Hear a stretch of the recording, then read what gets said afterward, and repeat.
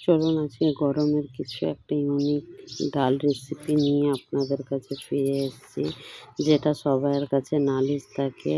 ডাঁটা ভেঙে যায়, ডালের সাথে মাখামাখি হয়ে যায়, কিন্তু এরকম গোটা গোটা থাকে না। তাদের জন্য আমি এরকম গোটা রেসিপি নিয়ে এসেছি, যেটা খেতে যেমন টেস্টি হবে আর একটাও ডালের সাথে চিবে আটকাবে না। চলুন মূল রেসিপিতে যাওয়া হোক। হাই ফ্রেন্ডস, আসসালামু আলাইকুম। আপনারা সব কেমন আছেন? আশা করি ভালোই আছেন। কি করছেন, কি হাল?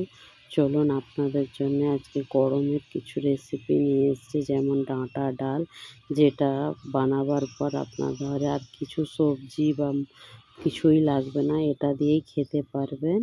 চলুন আমার রেসিপিটা আপনারা একবার হলেও ফুল ভিডিওটা দেখবেন। এখানে একটা পেঁয়াজ টমেটো করে নিয়েছি, তারপরে 1 কটুরি ডাল নিয়েছি। মুসুর ডাল নেবেন।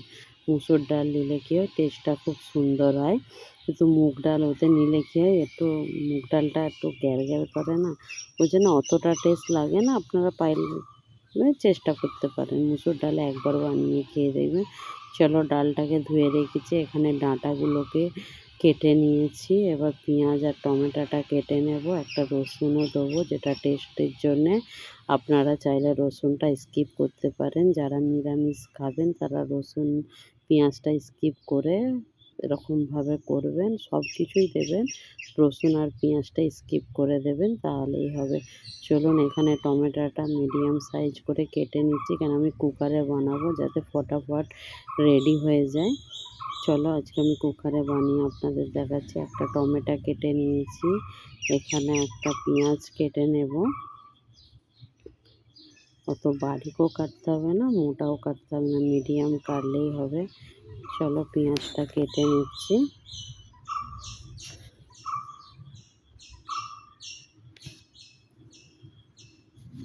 পেঁয়াজটা কেটে নিয়েছি, এবার রসুনগুলো ছিঁড়ে নেবো। বেশি না, 6-7টা কোয়া দিলেই হবে।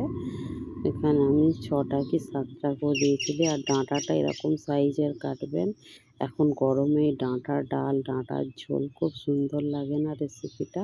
চলো আপনারা এরকম তারিকাতে, কেউ বাড়িতে কাজ আছে, টাইম নেই, এরকম ডাল দিয়ে গরম গরম ভাত খেয়ে দেখবেন, আর কিছুই লাগবে না। চলো রসুনটা কেটে ধুয়ে নিয়েছি।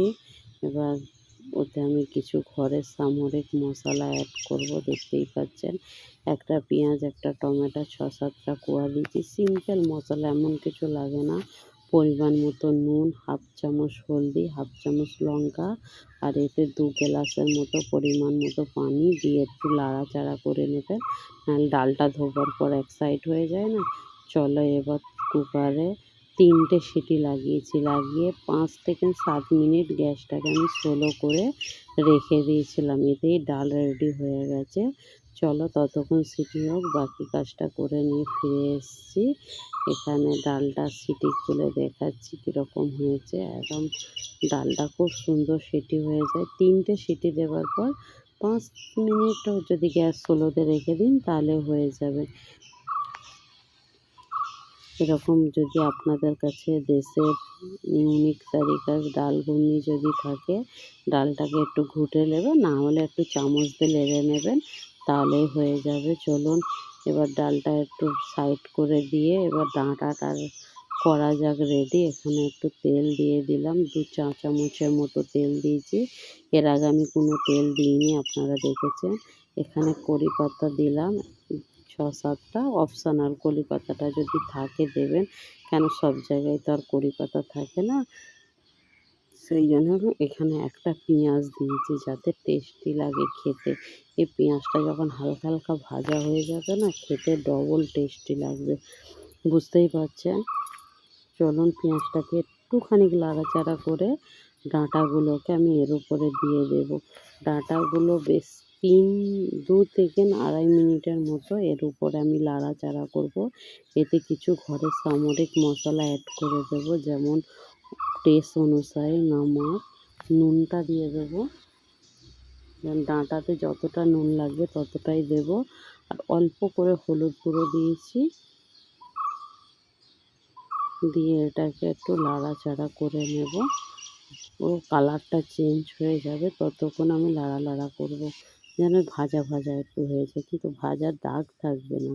যেমন আলু ভাজলে দাগ হয়ে যায় ওরকম নয়, মিডিয়াম মানে 2 মিনিটের মতো এটাকে লাড়াচাড়া করে এটার উপরে ডালটা ঢেলে দেবো। ডালটা ঢেলে দিয়ে পরিমাণ মতো পানি দিয়ে দেবো। কেমন পাতলা খাবেন আপনারা সেই হিসাবে দেবেন। আমি এখানে আরও 1.5 গ্লাসের মতো পানি দিলাম।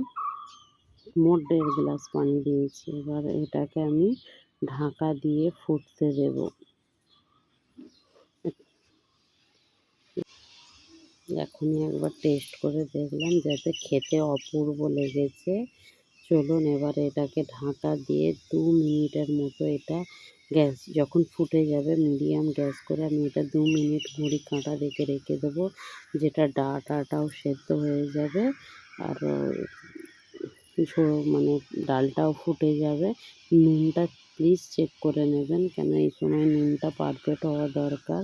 চলুন এবার ডাঁটা সেদ্ধ হয়ে গেছে, দেখতেই পাচ্ছেন সব ফুল মানে ভেসে গেছে, তার মানে ডাঁটা সফট হয়ে গেছে। এবার আপনাদের একটা ভেঙে দেখাচ্ছি ডাঁটা কতটা সফট হয়েছে। দেখুন হাতের চাপ দিতে ছেড়ে যাচ্ছে, কিন্তু একটা ডাঁটা ভাঙে না, দেখতে পাচ্ছেন। এর উপর দিয়ে একটু ধনেপাতা দিয়ে দেবো, দিয়ে একটু নাড়াচাড়া করে নেব। এখানে আমাদের ডাল রেডি হয়ে গেল, একটাও ডাঁটা ভাঙছে না, দেখছেন তো। চলুন এবার পরিবেশন করে আপনাদের দেখানো যাক। এখানে আমি একটা বোলে রেডি করে নেব, কেন কড়াই নিয়ে তো আর খাওয়া যাবে না, সেই জন্যে বোলটাতে ঢেলে নিলাম। টেক্সচারটা এরকমই রাখবেন, কেন একটু ঠান্ডা হওয়ার পর ফের গাঢ় হয়ে যাবে।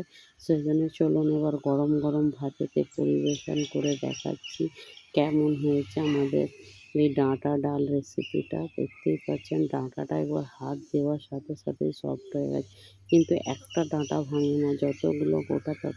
কেমন লাগলো আমার এই ভিডিওটা প্লিজ কমেন্ট করো, ভালো লাগলে ফলো করে পাশে থেকো আর সাবস্ক্রাইবার করতে ভুলবে না। ওকে বাই, আল্লাহ হাফেজ অল ফ্রেন্ডস।